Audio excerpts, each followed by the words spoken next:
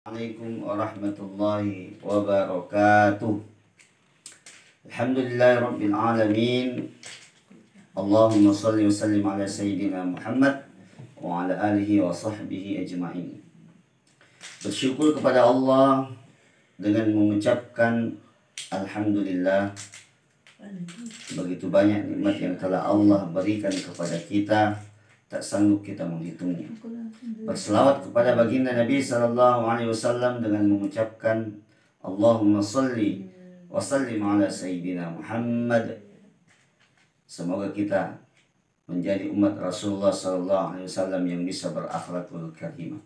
Kata Nabi, innama bu'ittu li utammima makarimal akhlaq. Sesungguhnya aku diutus, kata Nabi, untuk menyempurnakan akhlak yang mulia. Pada kesempatan ini kita akan menjelaskan ataukah menyampaikan beberapa istilah di dalam Al-Quran. Istilah-istilah yang dikaitkan kepada seseorang di dalam Al-Quran. Ada istilah-istilah yang baik dan ada juga istilah-istilah yang buruk terhadap orang tersebut. Yang pertama adalah istilah-istilah ataukah penyebutan kepada seseorang yang bermakna baik. Yang pertama adalah al-Islam atau muslimin. Muslimin bermakna orang-orang yang Islam, orang-orang yang berada dalam keselamatan, orang-orang yang tunduk patuh menyembah kepada Allah dan mengikuti petunjuk-petunjuk Rasulullah sallallahu alaihi wasallam. Kemudian yang kedua adalah al-mu'minun. Ada al-mu'minun. Maknanya adalah orang-orang yang beriman. Orang-orang yang hatinya kuat, teguh, beriman kepada Allah dan Rasulnya, mengikuti semua petunjuk-petunjuk dari Al-Quran maupun dari Al-Hadis.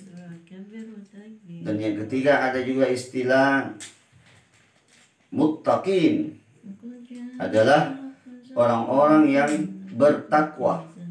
Bertakwa tingkatannya lebih tinggi lagi, itu orang-orang yang senantiasa berada dalam suasana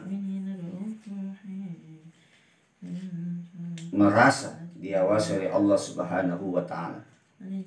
Ada juga istilah mukhlisin, yaitu orang-orang yang ikhlas, orang-orang yang senantiasa ikhlas dalam beribadah atau menyembah kepada Allah Subhanahu wa ta'ala.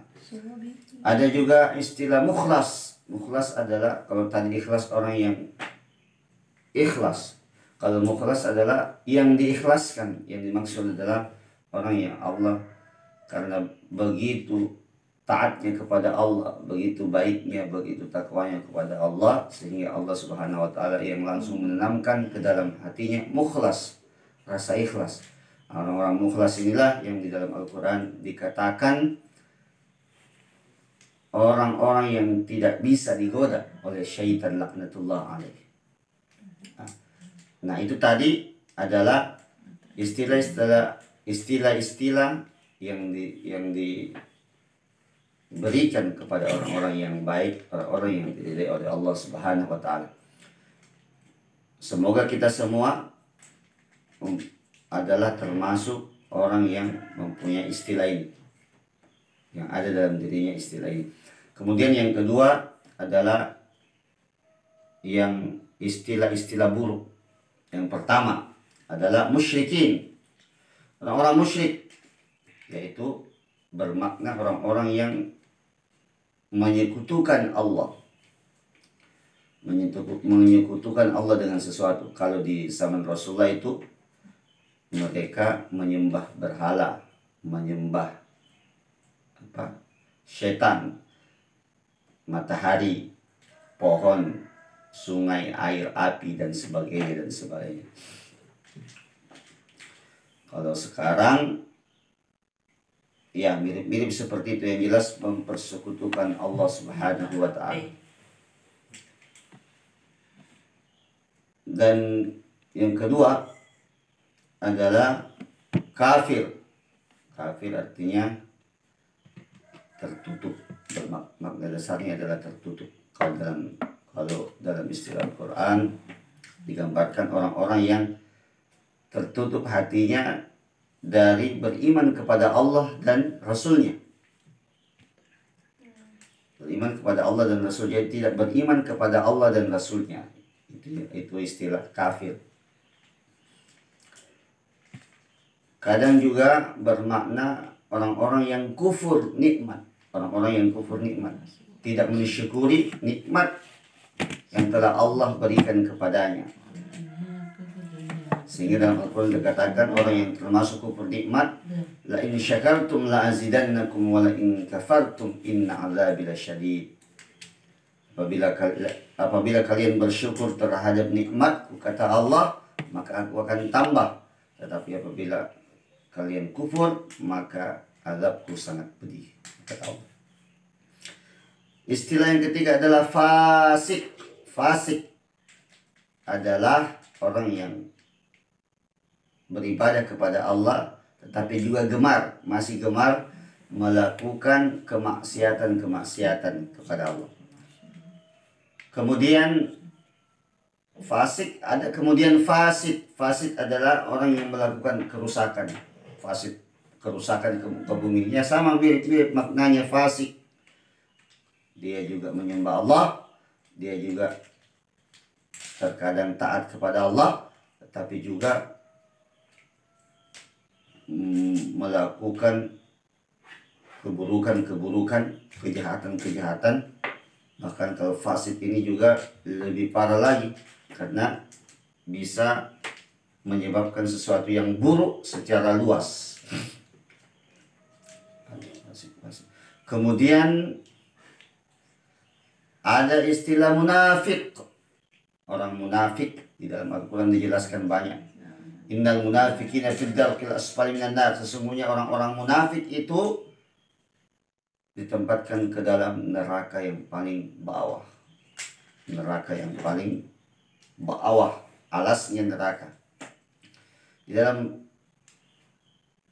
kisah Rasulullah pada masa Nabi, orang-orang munafik ini adalah orang-orang yang berwajah dua. Di depan Nabi dia mengaku beriman, tetapi di belakang Nabi dia mengolok-olok Nabi dan para sahabat, bahkan membocorkan rahasia-rahasia kepada musuh-musuh Rasulullah dan sahabat. Nah, orang-orang munafik inilah yang digambarkan menempati alas neraka yang paling bawah.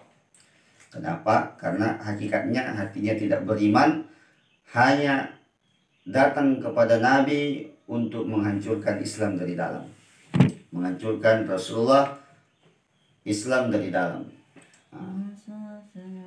Di dalam hadis ada juga istilah Rasulullah SAW juga bersabda tentang ciri-ciri orang munafik.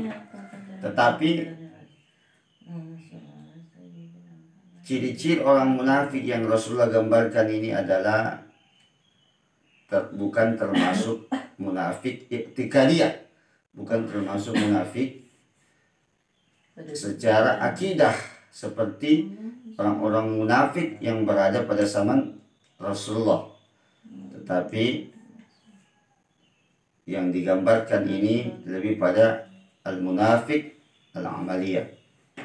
Jadi banyak orang-orang Islam yang termasuk kategori ini. Rasulullah SAW bersabda, ayatul munafiki thalathah. Tanda-tanda orang-orang munafik ada 3. Idza ahdatsa kadhiba. Apabila dia berkata, maka dia berdusta. Idza hadatsa kadhiba. Apabila dia berkata, dia berdusta. Wa idza wa'ada akhlafa. Apabila dia berjanji, dia mengingkari. Wa idza tumina khana. Dan apabila dia diberikan amanah, dia dia berkhianat. Nah, ini tanda-tanda ini bisa dimiliki oleh orang-orang munafik i'tikadi, yaitu orang-orang munafik secara iman, memang benci kepada Rasulullah, memang benci kepada Islam, hanya datang memata-matai kegiatan-kegiatan Islam untuk menghancurkan Islam dari dalam pada masa Rasulullah. Itu munafik i'tikadi. Tapi kalau kita orang-orang Islam juga melakukan tiga hal ini, berkata tetapi terkadang dusta, bahkan sering dusta, berjanji kemudian tidak menepati, kemudian kemudian ketika diberikan amanah dia berkhianat, maka orang Islam tersebut termasuk kategori munafik amali, munafik amaliyah. Amalnya munafik amaliyah, jadi tidak merusak imannya, tetapi kembali dia menjadi orang-orang munafik. Dia masuk kembali dalam istilah fasik, orang-orang fasik. Dia beramal, beriman kepada Allah dan Rasulnya, beramal dengan amal soleh, tetapi kadang melakukan keburukan, kemaksiatan kepada Allah maupun keburukan kepada sesama manusia. Alhamdulillah, semoga bisa bermanfaat untuk kita semua. Tugas untuk anak-anak santri yang menyaksikan video ini adalah tolong dihafalkan hadis tentang tanda-tanda orang munafik. Tolong dihafalkan hadis tentang tanda-tanda orang munafik, kemudian divideokan dan dikirim melalui grup pondok pesantren, bisa juga melalui Japri. Jadi saya ulangi hadisnya. Ayatul munafiqi thalatha. Ayatul munafiqi thalatha. Idza hadatha kadhiba, wa idza wa'ada akhlafa, wa idza tumina khana. Saya ulangi sekali lagi. Ayatul munafiqi thalatha. Idza hadatha kadhiba, wa idza wa'ada akhlafa, wa idza tumina khana. Saya ulangi lagi. Ayatul munafiqi thalatha. Idza hadatha kadhiba, wa idza wa'ada akhlafa, wa idza tumina khana. Artinya, tanda-tanda orang munafik ada 3. Apabila dia berkata, dia dusta. Apabila dia berjanji, dia berkhianat. Apabila dia berjanji, dia mengingkari. Dan apabila diberikan amanat, maka dia berkhianat.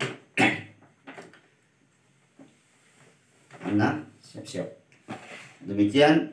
Wassalamualaikum warahmatullahi wabarakatuh.